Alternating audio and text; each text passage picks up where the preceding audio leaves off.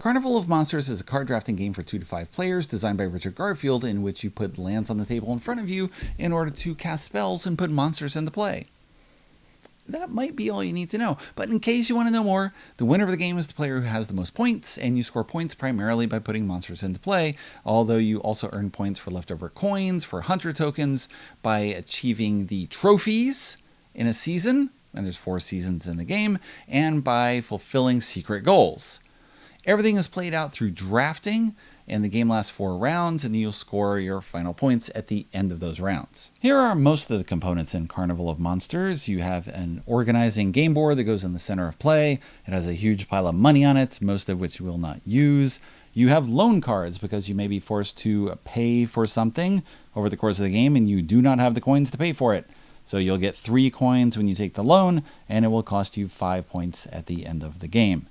You have a pile of hunter tokens, you have 3 hunter dice, you have a deck of 215 cards, you have 7 season cards, with only 4 of them being used in any particular game. The game lasts 4 seasons. At the start of a season, you flip over a season card, and it shows you what is valuable in this season. The first time you play a Depths monster, then you get 2 coins from the bank. Whoever has the most valuable collection of Depths monsters at the end of the season gets this trophy, which is worth 3 points. Each player has their own organizing player board. You start with 4 coins. You also start with 2 basic lands out of the 10 basic lands in the deck. The land colors, green, black, blue, red, and the whitish yellow. Might seem familiar, but again, this is not Magic. It's another game with lands that allows you to play monsters. And there's a 6th type of land that I'll get to in a moment. Each player at the start of a round gets a hand of 8 cards. You are going to choose one of the cards to play. You put that card into your spellbook, and then you pass the remaining cards to your neighbor. In the first and third round, you pass in this direction. As the board tells you, second and fourth round, you pass the other way. And when someone passes the cards to you, they just put them here on the board. So it helps organize things. Everyone can look here as soon as everyone has a card in play. Then you know everyone is ready for the second part of your turn, which is to play a card or keep it in reserve. So you flip over the card. If you're going to play it, in this case, this is a distant land. It has a land symbol here, this tiny rectangle that says you must have 1 cave card in order to play this, because I've already gone to the beginning of the caves, and now I go further into the caves. So that is the only way to play land cards that give you more value, which is going to let you put larger creatures into play. So that's my turn. I've set up the rest of my turn so I can show you how things work. Maybe the next card I draft is going to be a red monster. It's a level 2 monster, so I use 2 of my cave points to put it into play. I still have 1 more. This shows you that's a cave symbol, so what type of monster it is. It's got a danger symbol here, a little fanged visage that will matter at the end of the round. This card is worth 8 points.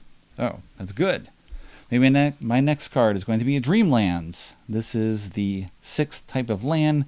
Each Dreamlands is worth 3, but Dreamlands creatures do not appear that often. Most of the deck consists of the red, yellow, blue, green, and black monsters. So these let you more easily cast the Dreamlands monsters, but there's not that many of them. So it's kind of a gamble as to whether you're going to get it or not. A Dreamlands creature can be paid for with any type of land. So in this case, I have 3, 4, 5 land. So if I drafted this card, I could not play it yet. I'll show you how that works with my next choice. Maybe I draft this giant airy creature, which is a level 4. I have only 1 level right now in airy, so I cannot play this card, but this is worth 16 points. So I definitely want to play it at some point.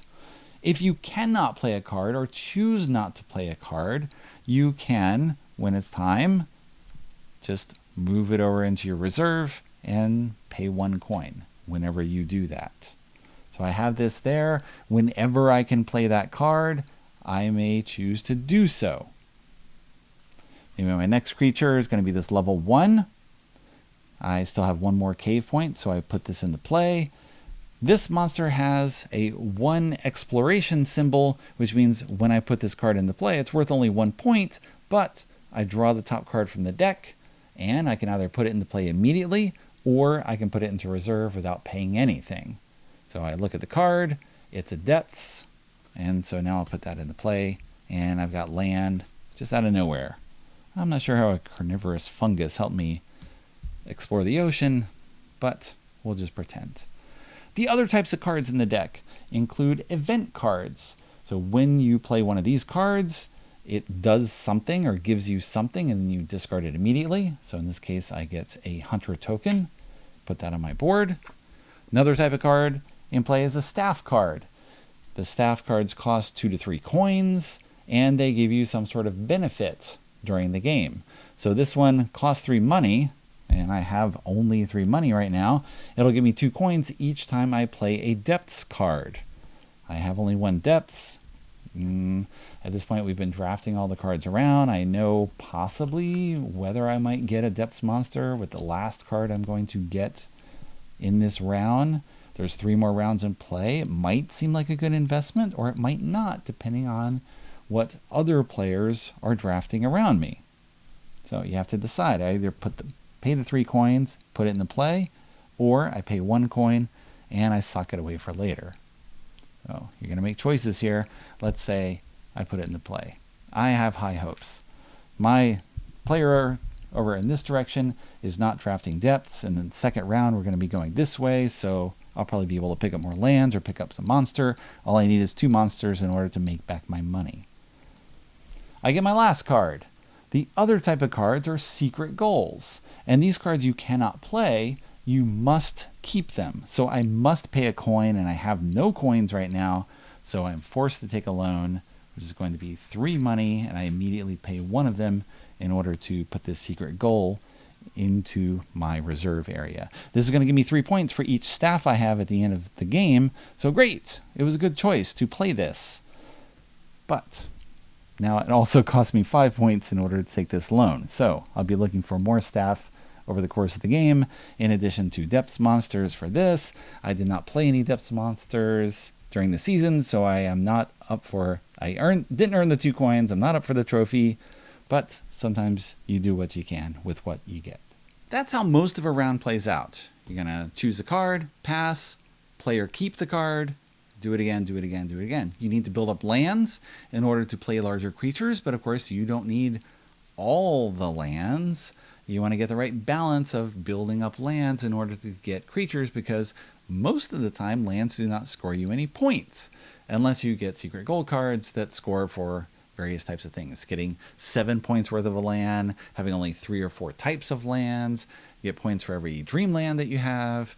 There's lots of different secret goals for all types of things, and you will probably not see all of the cards unless you're playing a 5-player game. So you don't know necessarily what's going to be passing through your hands. So you're taking chances with what you're doing. You will see all the cards as you pass them around, so you have some idea of what can come back to you based on the player count. But of course, you don't know what you're going to see for the second and the third and the fourth rounds. You just, again, take your chances, try to build a foundation, and then carry on from there. This is not quite the end of a round, though. At the end of a round, each player looks at the monsters they have collected over that season, and you look for the number of danger symbols on those cards. I have only 1 in play. Everyone else counts up how many they have. 1 player rolls the hunter dice, which shows blank faces or 1 hunter symbol or 2, and you get that many symbols that let you keep dangerous monsters without being hurt. So in this case, I could have had up to 3 danger symbols with no trouble.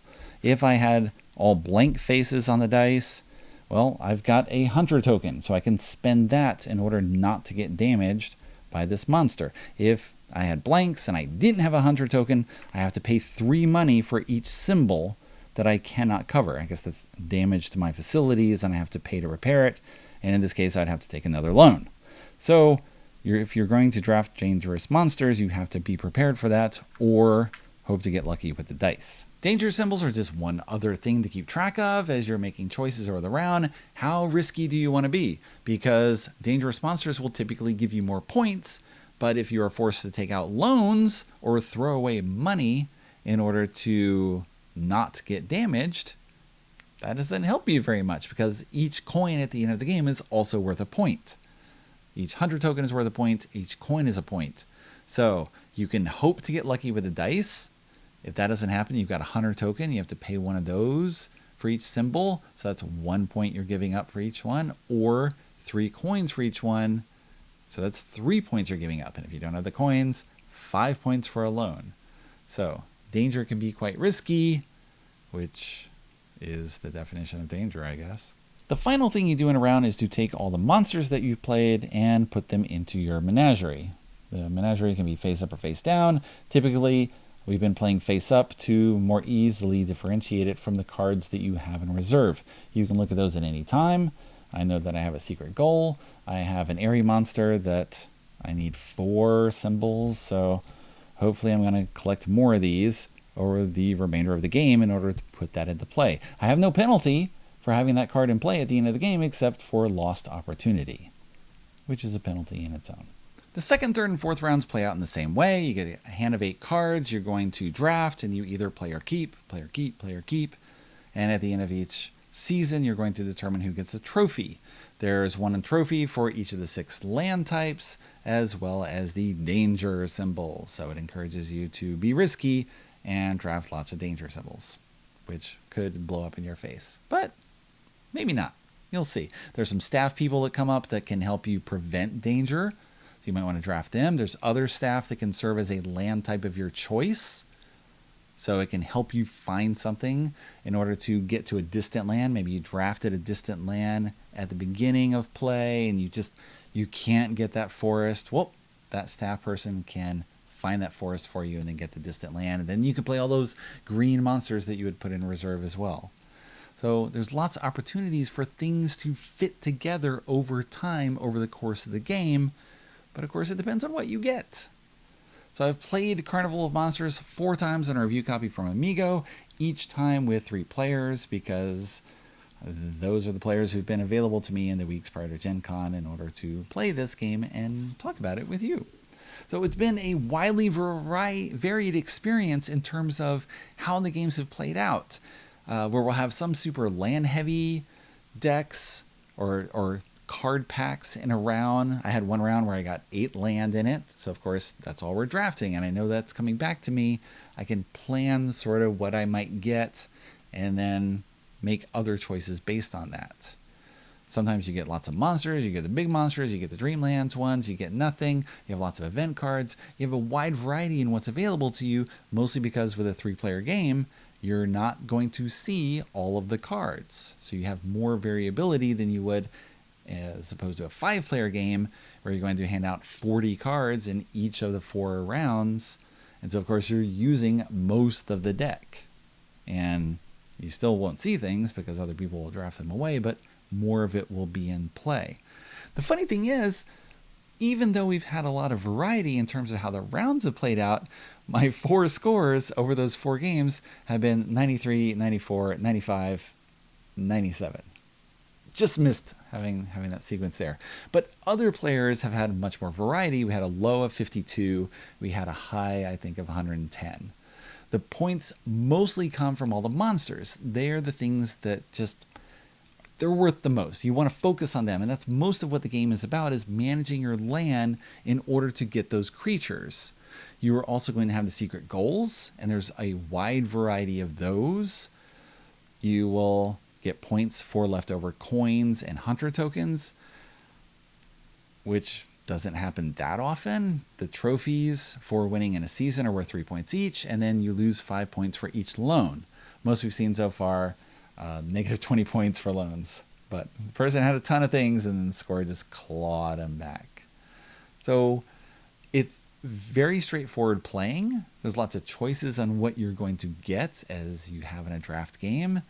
You have wide array of what's going to come out. So it's been really interesting to play. What's funny though is looking at the huge pile of coins in play and the hunter tokens, and we have barely touched it.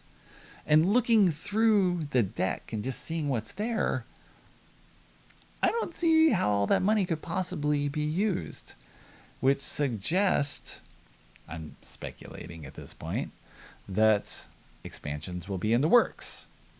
And then Amigo won't have to print extra punchboard sheets with more coins and more hunter tokens because it will already be in the main box. It's my speculation based on the initial approach to publishing this game. In 2017, Amigo tried to kickstart Carnival of Monsters, had a completely different look, had a different focus, and the Kickstarter focus was really on the artist. We're going to have more images from more artists, all these special art.